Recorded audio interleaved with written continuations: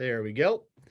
So you can see here, I've got a penny sitting on a, little notepad here, a beaker of water behind that, and a dropper. And my question is, how many drops of water will fit on that penny? And before I get started with actually doing that, I'm going to show you too. One other thing I'm going to use here is my science notebook.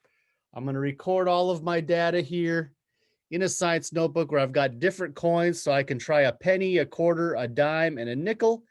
And before I actually find out, I'm going to predict how many drops I think. So for that penny, I measured the length of that penny with this ruler, and it is about 2 centimeters long, which is also 20 millimeters. And I know a drop is pretty small, like a millimeter. So I'm going to predict for that penny that it will be 20 drops of water, is my prediction. So there, I recorded that. And now let's actually find out how many drops of water fit on a penny. So I'm going to zoom this in here. Try to get that centered in the screen as best I can. And I'm going to suck up some water with my dropper and start dropping it on the penny. So there is 1, 2, 3, 4, 5, 6, 7,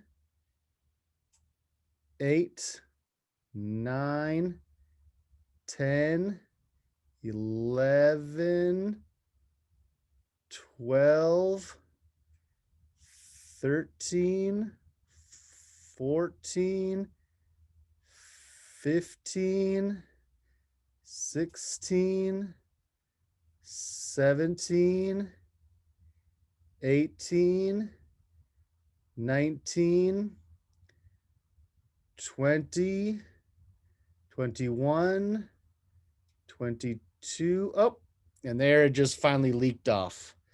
So 21 is what fit because the 22nd one fell off. So let me take that penny off and record in my notebook that it was 21 drops. Let me zoom back out here. And so I was actually pretty close.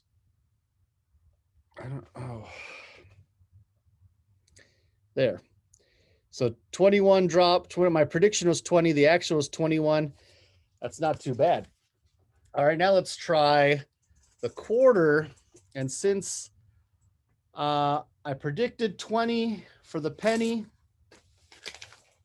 but the actual was 21, a quarter is about 25 millimeters long. So maybe I should predict 26 for the quarter.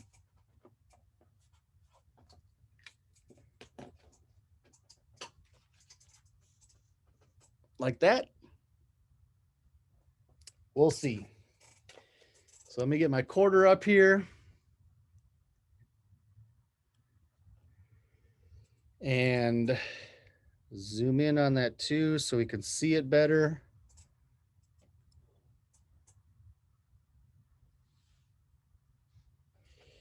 And I'll get some water in my dropper here. Let's see how many drops of water fit on a quarter. 1, 2, 3, 4, 5, 6, 7, 8, 9, 10, 11, 12, 13, 14, 15, 16, 17, 18, 19, 20, 21, 22, 23, 24, 25, 26, 27, 28, 29. Oh, and then it went. So I'm going to say 28.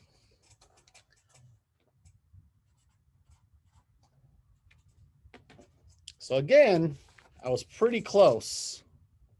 Yeah, bring that back. And there we go. Now let's try the dime. So let me take my quarter off here. I should have used something besides a piece of paper because it's just getting so wet underneath. Well, I'll just turn that around that way. Now a dime,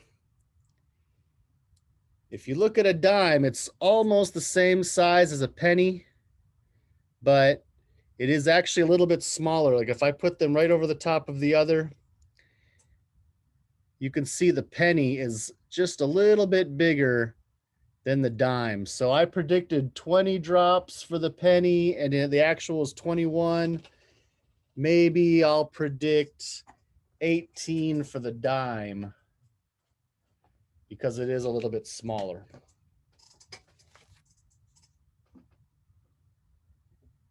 So there's my prediction. And now let's find out how many drops of water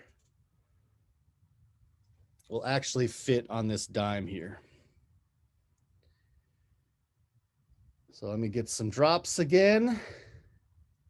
And there is 1, 2, 3, 4, 5, 6, 7, 8, 9, 10, 11, 12, 13, 14, 15, 16, 17, 18, 19, 20, 21, 22, 23, 23. Wow. That was a lot more than I predicted. So if I zoom back out here,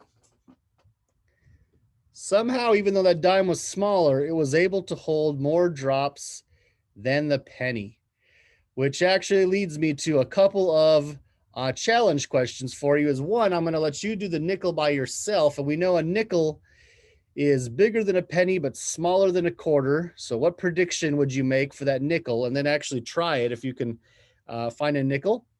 And another challenge question would be, why did that dime hold more than the penny?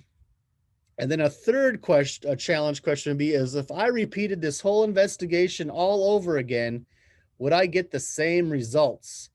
Like when I did the penny the first time, I got 21 drops. Do you think I would get 21 drops if I tried it again? Or if I tried the quarter again, when I get 28 drops again? Or if I tried the dime again, when I get 23 drops again, over and over again? It'd be interesting to try it multiple times to see if you could actually get the same totals again and again.